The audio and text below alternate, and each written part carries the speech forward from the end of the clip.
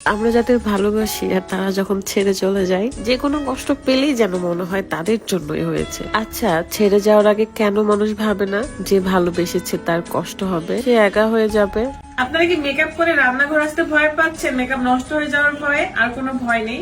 কি বুঝতে পারলেন বলেন? আমাদের জীবনে কষ্ট থাকবে, সেই কষ্ট দূর করারও উপায় থাকবে। আমার শাশুড়ি মা বলতো, সুখ শান্তি এসব আসলে নিজের মধ্যে। অনেক কিছু থেকেও অনেকে সুখী হয় না, কারণ সে ভেবে নেয় তার আরো কিছু দরকার, আর যার নেই সে অল্পতেই খুশি হয়। একটু খুঁজে দেখেন, সুখ তো আপনার মনের ভেতরেই আছে। আসসালামু আলাইকুম। আজকে কিন্তু অনেক সুন্দর সুন্দর কিছু জিনিস দেখাবো, মানে আপনার সংসারের কাজ অনেকটাই কমে আসবে, কষ্ট কম হবে। দুইটা ব্লেন্ডার দেখাবো, আর একটা হলো দই মেকার, মানে কোনো কষ্ট ছাড়াই 5-6 ঘন্টার মধ্যে দই বানাতে পারবেন। আর যে দুইটা জিনিস নিয়ে আমি হাতাহাতি করছি, সেই দুইটা হলো ব্লেন্ডার। চলেন চলেন একটু রান্নাঘরে যাওয়া যাক, কিভাবে আপনার সংসারের কাজ কমে গেল আর আপনার কষ্টটাও দূর হবে সেটাও দেখাবো। আপনারা কি মেকআপ করে রান্নাঘর আসতে ভয় পাচ্ছেন? মেকআপ নষ্ট হয়ে যাওয়ার ভয়ে? আর কোনো ভয় নেই। কেন নাই? কারণ পেঁয়াজ কাটার পর নর্মালি আমাদের চোখে পানি পড়ে, সেটা আর পড়বে না।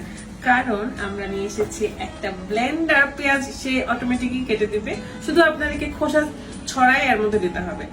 পেঁয়াজ কুচি দেখানোর আগে দেখাতে চাই, এটা হলো দই মেকার। আমি নেক্সট কোনো ভিডিওতে দই মেক করে দেখিয়ে দিব। আর এটা হলো বিভিন্ন ধরনের ভাজা মশলা গুঁড়া করা, যেমন ভাজা জিরা, শুকনা মরিচও গুঁড়া করতে পারবেন। সো এই তিনটা জিনিসই আপনারা পেয়ে যাচ্ছেন স্মার্ট ঘর ফেসবুক পেজ থেকে। পেজটা আমার ডিসক্রিপশনে দেওয়া থাকবে, চেক করে নিবেন। আমার কাছে মনে হয় যখন অনেক বেশি রান্না বান্নার একটা তাড়া থাকে, তখন পেঁয়াজ কুচি করার একটা তাড়াহুড়ো বেড়ে যায়, আর এটাই সবচেয়ে বড় একটা কাজ আমার কাছে লাগে। তো এই ব্লেন্ডারটা পেয়ে আমি অনেক বেশি খুশি। এর আগেও আমি নিয়েছি এবং আবারও নিয়েছি। তার মধ্যে পেঁয়াজ কাটার সময় তো চোখ দিয়ে পানি পড়ার একটা ঝামেলা থাকে, তো ওইটার জন্য আমার আরো কষ্ট হইতো। মোটামুটি আমার পেঁয়াজ ছেলানো শেষ। এখন আমি এটা সুন্দর করে ধুয়ে নেব এবং আপনাদেরকে দেখাবো যে এটা আসলে কিভাবে কুচি হয়। তবে এখানে একটু ভুল হয়ে গেছে আমার, আমি অনেকক্ষণ ধরেছিলাম। মানে যে বেশি জ্ঞান দেয় তার বেলায় কিন্তু ভুল বেশি হয়, ব্যাপারটা এরকম। অন্য মনস্ক হয়ে ইচ্ছে মতো ধরেছিলাম আর ইচ্ছে মতো বেশি কুচি হয়ে গেছে।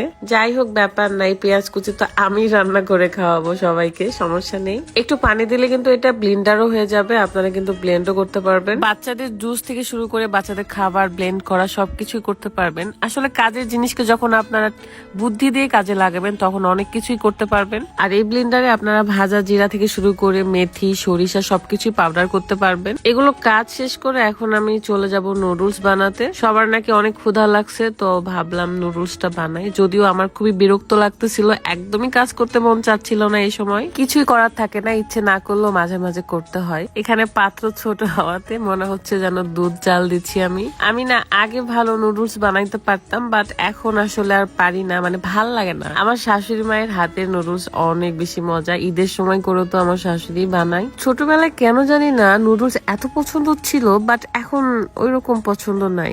এখন আমি এই পেঁয়াজ কুচিগুলো দিয়েই নুডলসটা রান্না করব। আসলে যত দিন যাচ্ছে ততই যেন মানুষের কষ্টগুলো দূর হওয়ার উপায় বের হয়ে আসছে। বাহ্যিক কষ্টগুলো, মনের কষ্টগুলো তো আসলে দূর করা সম্ভব হয় না। আত্মা যদি কষ্ট পায়, রুহু যদি কষ্ট পায়, সেই কষ্ট দূর কেউই করতে পারবে না। যার জন্য রুহু কষ্ট পায়, শুধুমাত্র সেই পারে সেই কষ্ট দূর করতে। এবার কিন্তু আমার নুডলস খেয়ে কেউই কোনো সুনাম করেনি, কারণ লবণ কম হয়েছিল। ওই যে বললাম না, মনটা ভালো নেই, মানে ইচ্ছেই করতেছিল না রান্না করতে। আর এই সময় কেউ ছিলও না, কারণ এখন রাতের বেলা, সব মানুষ তো চলে যায় কাজ শেষ করে সন্ধ্যার সময়, তাই একা বিপাকে পড়ে গেছি। তো ভালো থাকবেন সবাই, আল্লাহ হাফেজ, আসসালামু আলাইকুম।